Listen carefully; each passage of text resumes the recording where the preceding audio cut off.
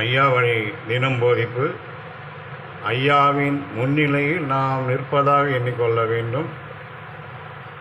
உள்ளத்தை தெளிவோடு நிலைநிறுத்த வேண்டும்.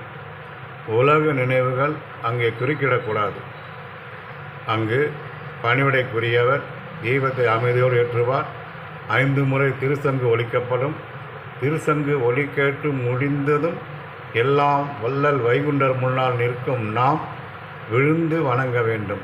ஆண்கள் அஷ்டங்க வணக்கமும் 8 உறுப்புகளும் பூமியில் படும்படி விழுந்து வணங்கும் முறை. பெண்கள் பஞ்சாங்க வணக்கமும் காலில் முற்றுப்பகுதியை ஊன்றி 5 உறுப்புகள் பூமியில் படும்படி வணங்கும் முறை செய்ய வேண்டும்.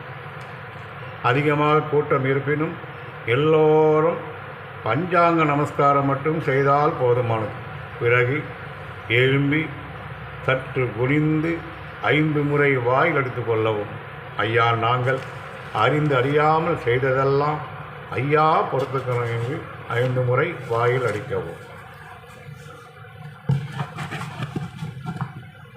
இவ்வாறாக 5 தடவை செய்து முடிக்க வேண்டும். பிறகு நேராக நிமிர்ந்து நின்று வைகுண்டரை மனதிற்கண் தொழுது சொல்ல வேண்டிய வணக்கங்கள். ஐயா பொறுக்கணும், ஐயா மாப்பு தந்து ஐயா வைத்து ரட்சித்து கொள்ளணும், ஐயா பொறுமை தரணும், ஐயா நாங்கள் ஒன்று சொன்னதை ஒன்று கேட்டு ஒன்று நிரப்பாக இருக்கணும். ஐயா நல்ல புத்தி தரணும். ஐயா அன்னம் வஸ்திரம் தந்து ஐயா வைத்து ரட்சித்து கொள்ளணும். ஐயா எங்களை யாதொரு நம்பலமில்லாமல் யாதொரு சஞ்சலமில்லாமல் ஐயா வைத்து ரட்சித்துக் கொள்ளணும். இந்த தின போதிப்பை தாங்கள் வீடுகளிலோ தாங்களிலோ வைத்து சொல்லிக்கொள்ளலாம்.